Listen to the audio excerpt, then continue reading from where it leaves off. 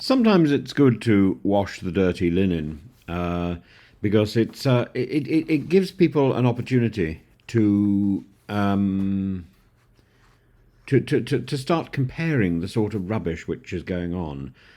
And uh, there's a particular breed of institutional mischief.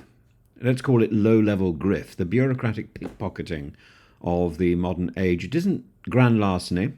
It's not the stuff of financial scandal or the sort of nonsense that will make the front page of the Financial Times. This is a slower, duller, far more insidious operation conducted by the AVIVAs, the AVANTIs, the local councils of the country, Warwickshire, whatever, the people who sort of pinch, the penny pinching fortune makers.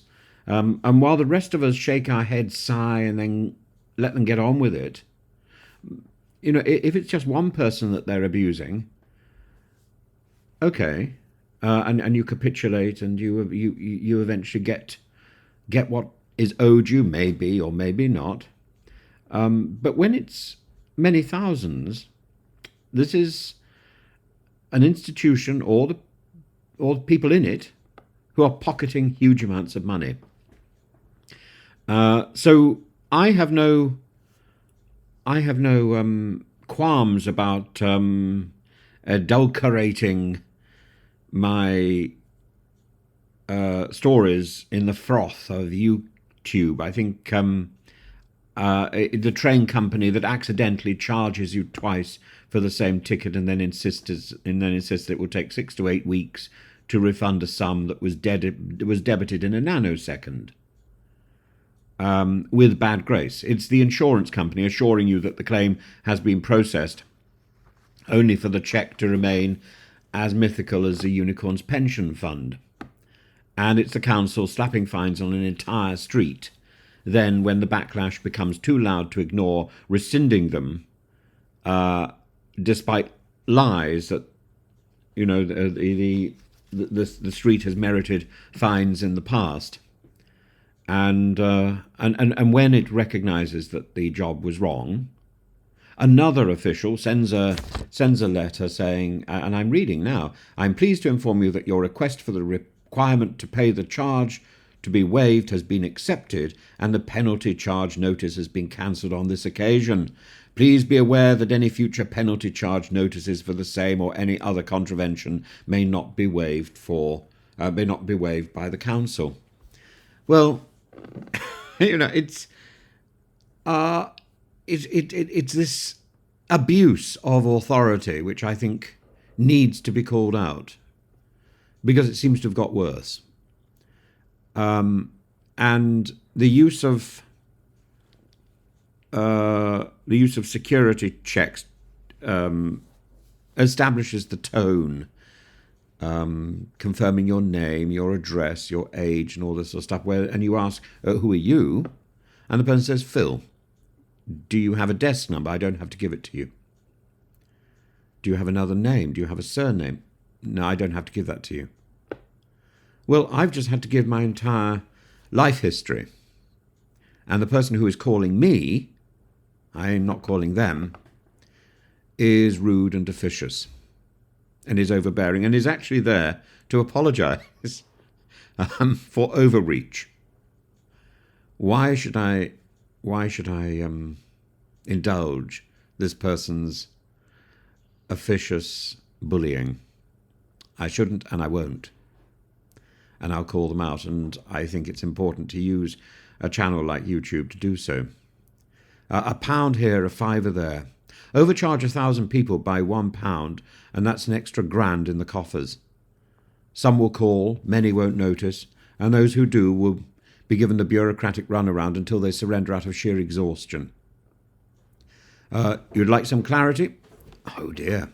That information is protected by 5-tier encryption, available only to the Grand High Chancellor of Accounts, and even then only on alternate Tuesdays. Rest assured, though, that for security reasons we cannot verify either whether they even possess the information that you require. This evasion tactic is itself intolerable and is used to bully. and it needs to be called out.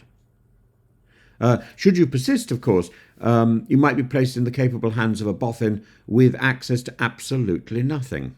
And these individuals, trained to parrot vague scripts about company policy and the terms and conditions that you agreed to, will offer you no resolution, but will masterfully consume your lunch hour before transferring you to another department where the process will repeat ad infinitum, and you can't refer to anybody because you've just got a list of names, as if you've been trawling some sort of South American brothel.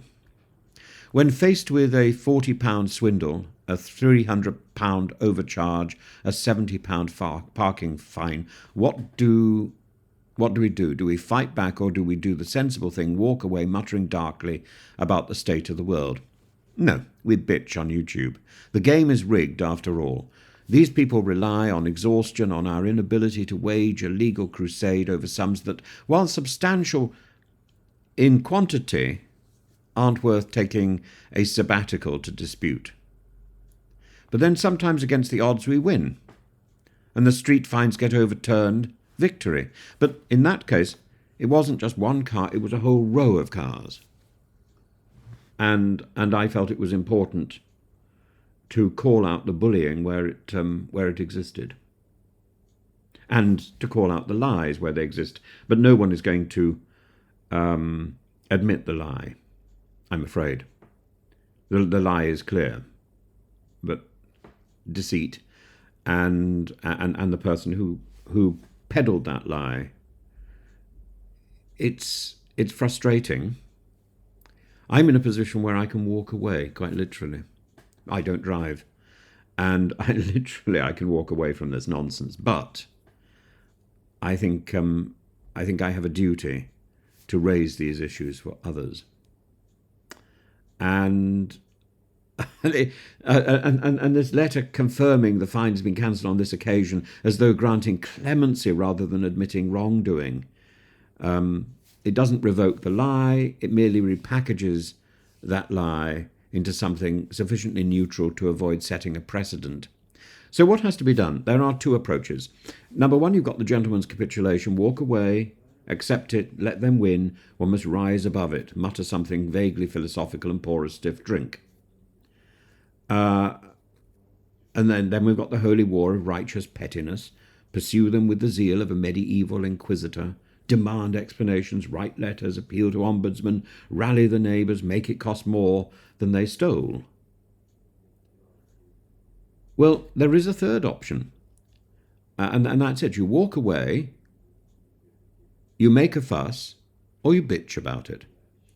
And if there's I'm very fortunate. I've got an audience, and I think the subject is entertaining enough and funny enough to make it worthwhile. I noticed some of the comments are saying this isn't, that I must be a dreadful customer on the end of the phone. Actually, I am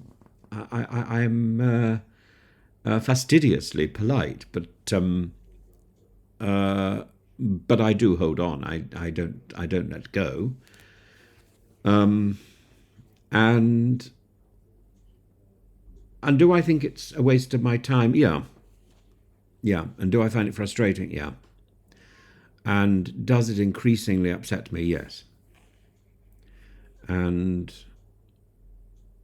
I find, when there's so much of it, at the moment, I think I've been caught in so many little bureaucratic traps because I've had to deal with the Home Office and with a number of embassies, that it's exhausting. It's exhausting, and in the end, it's unnecessary. But there are bits of paper that must be acquired, and